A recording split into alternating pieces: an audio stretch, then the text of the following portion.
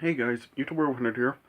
Alright, and now kicking off the month of May with review my reviews of the Star Trek movies.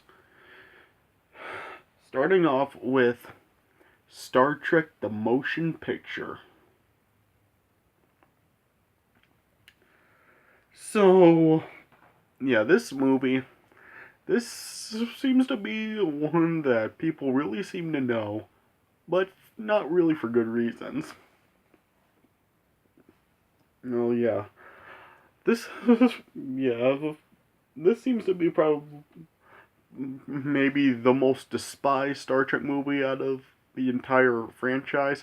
Yeah, it's probably between this movie and the fifth movie for which one is like really the most despised of the franchise. But personally, for me, I honestly don't think that this movie is that bad, to be honest. I mean, I'm not saying that this is a good movie, but I honestly don't think that this movie is really as bad as a lot of people seem to make it out to be. Because people have really just like hated on this movie a lot, just saying how bad it really is. And with me, like, I mean, I really don't think that it's really like as bad as people say. I mean, there's not really anything like really horrible or stupid about this movie. It's really just like pretty boring. But I mean, it's not really like a complete like atrocity of a movie. I mean, I still think that it's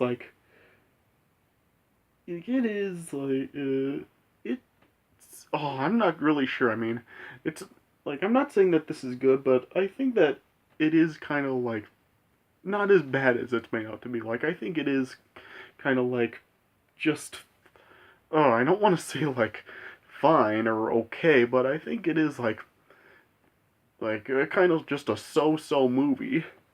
I mean, I mean, yeah, I mean, for me, I mean, I really wasn't like really despising this movie. I mean, there really is not that much of a main premise to this movie. It's just basically them just on the Enterprise for the entire thing, just doing anything. I mean, basically trying to figure out what the that energy cloud really is in this movie. So, yeah, kind of like not really a strong plot and really a premise for this movie. And I mean, I still think it is kind of like a so-so movie. I mean, yeah, I would give this movie probably, I don't know, 2 stars out of 4. I mean, I really don't really think that this really is like a really terrible movie or anything. Like, it's not good, but it's kind of just like so-so. So, yeah, I'm not really sure how long this movie does take place after the series ended. Yeah, I really didn't really watch the Star Trek show all that much. I mean, growing up, I kind of like did watch some of it because my dad would always watch it, so I would like kind of just watch it along with him sometimes. But I mean, I really wasn't like all like keeping up with it, and I really like was not invested into it very much. But I mean, I guess I like did watch like a little of the show from time to time. So yeah, I really can't really say like how much continuity this movie or any of these movies really do have with their shows. So yeah, during these reviews, like don't really be expecting me to be comparing them to the shows very much and how they really hold up. But yeah, as this movie goes, I mean, I guess it's not really doesn't really like have what made Star Trek really enjoyable because yeah, it is pretty boring. And yeah, there's also some stuff in this movie that really just goes on long, like particularly like the scene where it just has the Enterprise just flying through space. I mean, it just like goes on forever. So yeah, pretty boring stuff with like some stuff just dragging on like that. But yeah, I still do think that it is kind of just a so-so movie, not really terrible or anything. Alright, so yeah, let me just get right into the review for this movie. So the movie opens during the opening titles we hear the classic Star Trek theme song. And then it shows three Klingon ships approaching like a cloud of energy that's kind of like making its way towards Earth. And then like the cloud just ends up destroying those three Klingon ships. Yeah. And then yeah, and like on Earth, like Kirk is like the admiral of the Starfleet nations of the Enterprise. Yeah.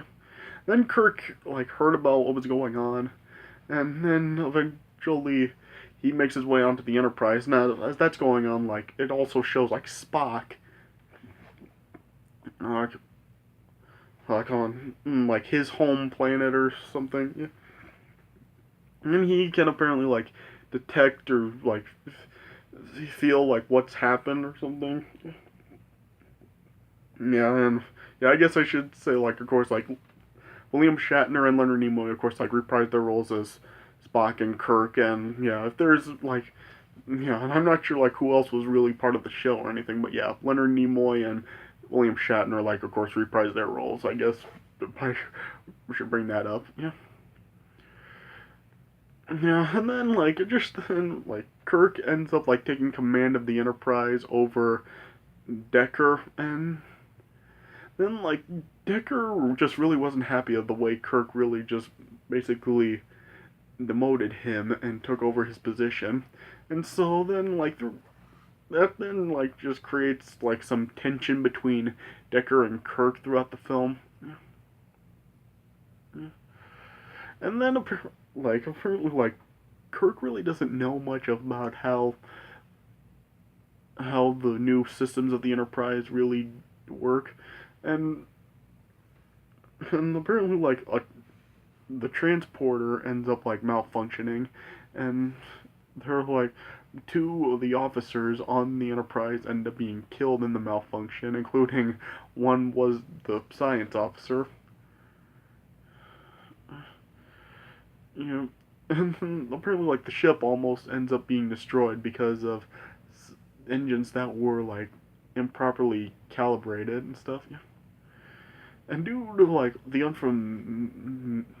unfamiliarity with Kirk and the new systems on the Enterprise, it then just like ends up causing some more tension between Decker and Kirk, and Decker feels that he should have been should still be the captain since he knows how to work it and stuff. Yeah. And then eventually Spock ended up arriving on the Enterprise as the new science officer. So, yeah.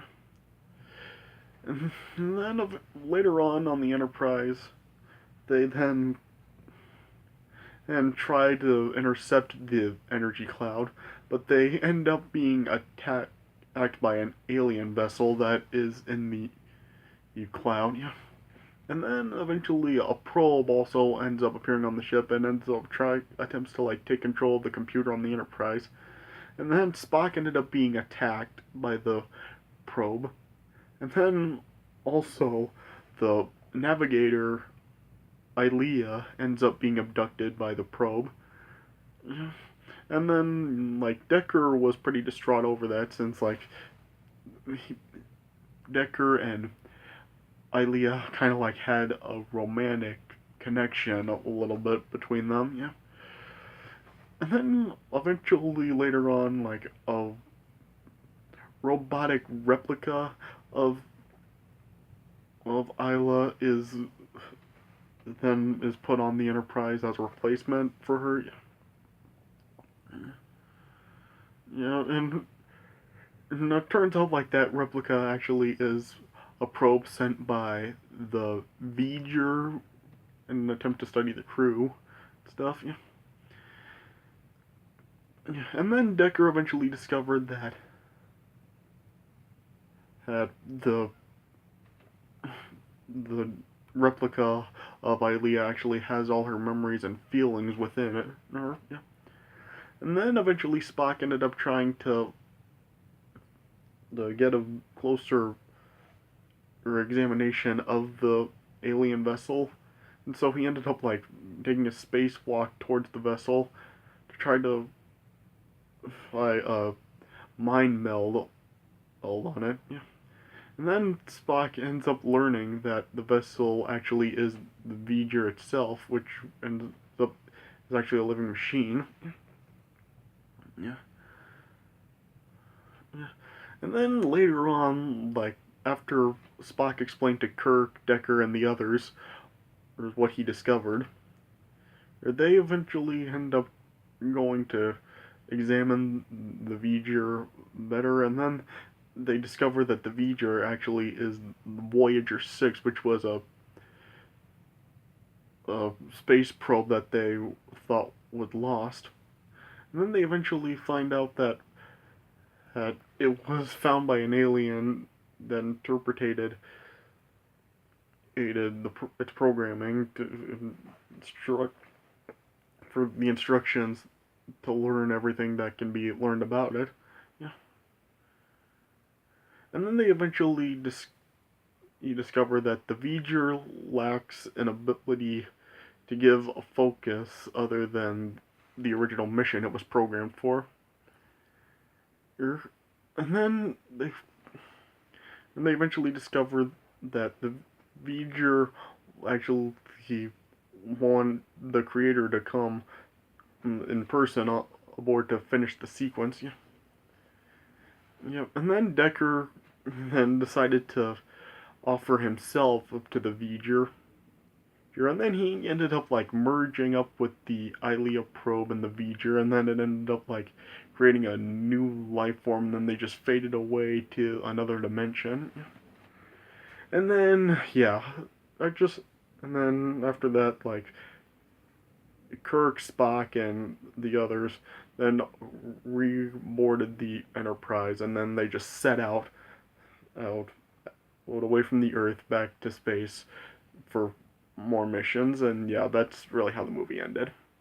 So yeah, like I said, 2 stars out of 4. I mean, yeah, it's like not a good movie, but yeah, not as bad as people really say it is. I mean, yeah, it is boring and stuff, but yeah, there's really nothing like really atrocious or stupid about it.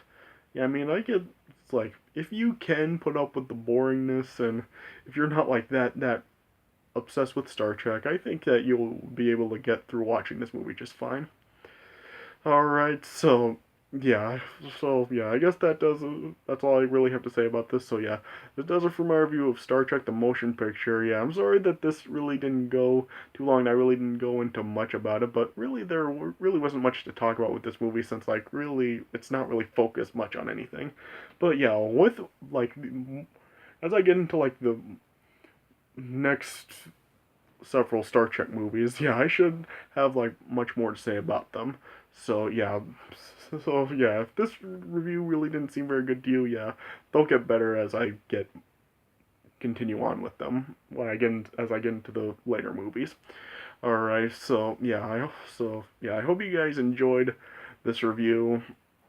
All right, yeah, that does it for review of Star Trek: The Motion Picture. So yeah. So I hope you guys enjoyed this review once again. So yeah, and stay tuned throughout the month as I continue on with these reviews. And yeah, they will be better than I did with this movie since there will be more to talk about. All right, that does it for this review. So yeah, thanks for watching. I'll see you guys later.